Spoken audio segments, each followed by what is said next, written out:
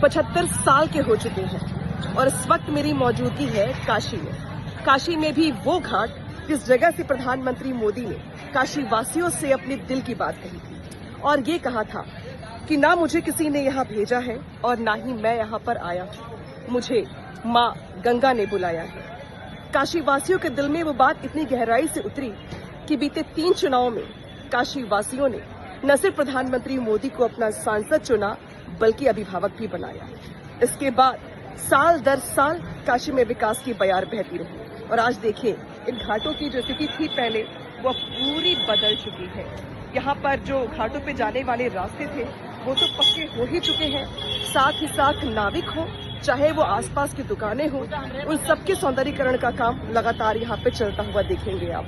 हालांकि इस वक्त देखिए जो जगह है ये दशाश्वमेध घाट के आगे का चौराहा है और आपको आमतौर पे टूरिस्टों से खचाखच भरा हुआ ये इलाका जहां पर लोग तमाम शिकायतें करते थे पहले विकास को लेकर, वो अब बदल चुका है। और एक बहुत दिलचस्प आंकड़ा है जो मैं आपको देना चाहूंगी।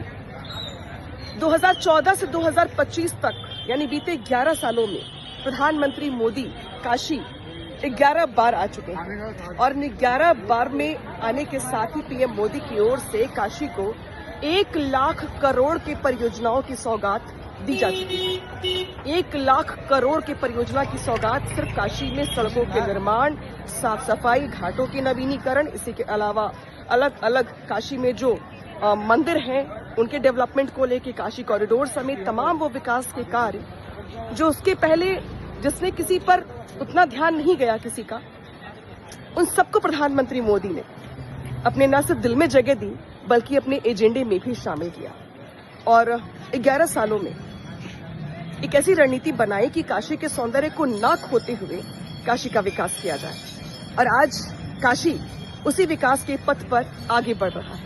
प्रधानमंत्री मोदी जब आज 75 साल के हो चुके हैं तो आज काशी वासी अपने अपने तरीके से प्रधानमंत्री मोदी को बधाइयां दे रहे हैं, शुभकामनाएं दे रहे हैं, लेकिन साथ ही ये भी कह रहे हैं कि काशी ने विकास की वो गौरव गाथा देखी है, विकास की वो यात्रा देखी है जो शायद ही किसी ने इसके पहले काशी के लिए देखा होगा या सुना होगा।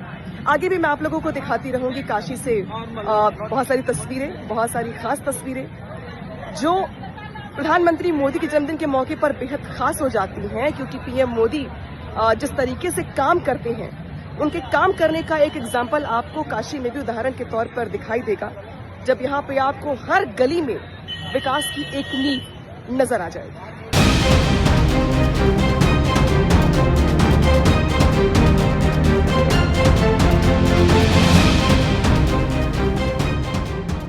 प्रधानमंत्री मोदी के सांसद बनने के बाद काशी में हर तरीके से विकास किया गया, पर्यटन को बढ़ावा दिया गया, काशी कॉरिडोर बनवाया गया, सड़कों का हाल थोड़ा ठीक किया गया, घाटों की सफाई की गई, बहुत सारे क्षेत्र में कामकाज किए गए। लेकिन सबसे ज्यादा चुनौतियां सामने आई काशी के ट्रैफिक मैनेजमेंट को लेकर, क्योंकि काशी में सकरी गलियां विकास की रफ्तार को रोक रही थी और यही मुश्किल भी थी क्योंकि सभी जानते हैं कि काशी में दुनिया भर से लोग यहाँ पर आते हैं महादेव की पूजा अर्चना करने के लिए, घूमने के लिए, गंगा में स्नान करने के लिए, मोक्ष प्राप्ति के लिए, पूजा पाठ करने के लिए। तो ऐसे में टूरिस्टों को दिक्कतों का सामना भी ना करना पड़े और काशी के मूलभूत ढांचे से खिलवाड़ भी ना हो। इसको लेकर जब बात सामने आई तो अधिकारियों ने 2-3 विकल्प रखे। पहला विकल्प तो ये था कि काशी में ब्रिज का जाल बुना जाए दिल्ली की तर्ज पर, लेकिन दिक्कत ये सामने आ रही थी कि जब आप ब्रिज का जाल बुनते तो काशी की जो अपनी खूबसूरती है, जो सांस्कृतिक धरोहर के तौर पे अपनी पहचान है, वो कहीं छिप जाती। ठीक इसी तरीके से अगर आप गलियों को तोड़ते तो भी बहुत सारे लोगों की नाराजगी का सामना करना पड़ता, तो उसका रास्ता निकाला गया एक रोपवे के तौर पे। अब आप जानकर हैरान हो जाएंगे कि काशी दुनिया का ऐसा पहला शहर है जहां पर रोपवे पब्लिक ट्रांसपोर्ट के तौर पे इस्तेमाल किया जाएगा। इसके पहले आपने पहाड़ों पे कई जगहों पे रोपवे देखा होगा, लेकिन वो सिर्फ और सिर्फ पहाड़ों पे होते हैं, टूरिस्ट स्पॉट के तौर पर बनाया जाता उन्हें।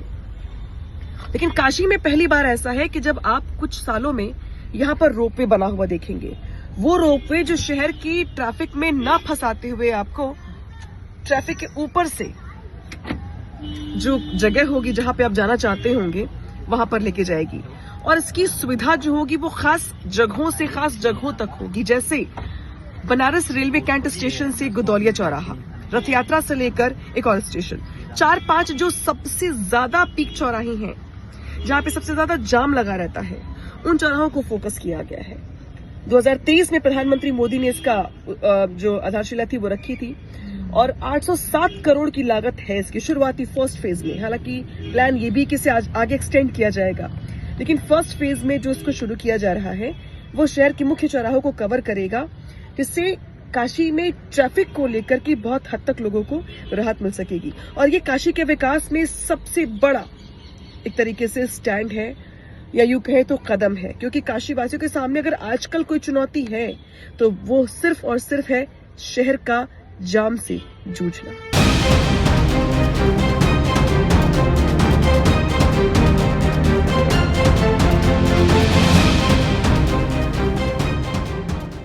काशी में ट्रैफिक की व्यवस्था ऐसी की गई है कि आप हर जगह गाड़ी लेकर नहीं जा पाएंगे। ऐसा इसलिए किया गया है क्योंकि दुनिया भर से श्रद्धालु यहाँ पर स्नान करने के लिए आते हैं, पूजा करने के लिए आते हैं, और ट्रैफिक सकरी गलियों की वजह से बहुत बड़ी चुनौती थी यहाँ पे प्रशासन के सामने। और इसीलिए छोटी छोटी गलियों में या घाटों पर जाने वाले रास्तों पर 4 व्हीलर को बंद कर दिया गया, मना कर दिया गया। अब आपको अगर घाट पर आना है, बुजुर्ग हैं, नहीं चल सकते हैं पैदल, और या फिर अगर आपके पास बहुत सारा सामान है या आपको पूरा घूमना है या पैदल नहीं घूमना चाहते हैं, तो आपको जगह जगह पे ऐसे रिक्शे मिल जाएंगे। इस रिक्शे के जरिए मैं घाटों पर घूमते हुए आपको दिखाई दे रही हूँ।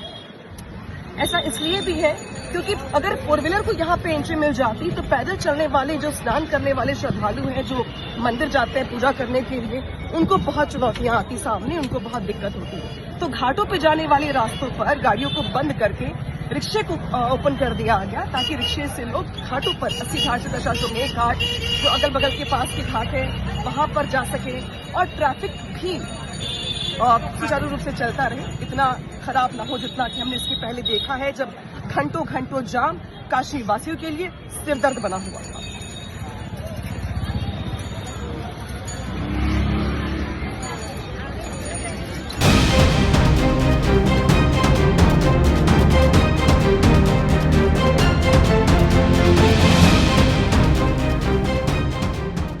बनारस आए और बनारसी पान की बात ना करें, ऐसा कैसे हो सकता है।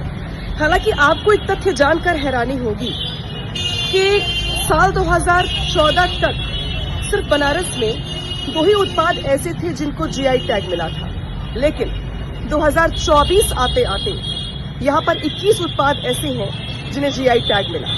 और इसी के साथ साथ बनारस के आसपास के 11 जिले ऐसे हैं जो परोक्ष रूप से या प्रत्यक्ष रूप से जुड़ करके करीब हर साल 28,000 करोड़ का बिजनेस करते हैं।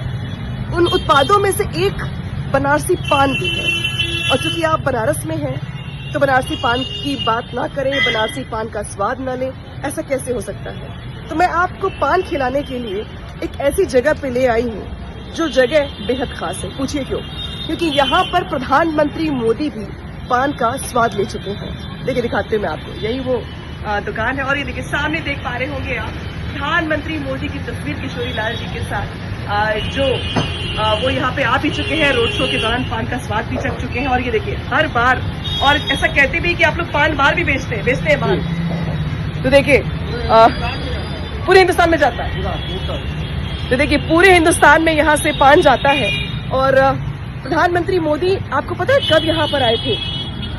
जब चुनाव के वक्त रोड शो चल रहा था प्रधानमंत्री का, और इन्हीं 80 घाट के रास्तों से होते हुए पीएम मोदी का जब रेला निकल रहा था, उस वक्त पीएम मोदी ने अपनी गाड़ी रोकी और वो यहाँ पर आए। इसके बाद उन्होंने इसी पान की दुकान पर पान का स्वाद चखा, इनसे बातचीत की, बनारस के विकास को लेकर शिकायतें सुनी। इसके बाद वो यहाँ से आगे बढ़े।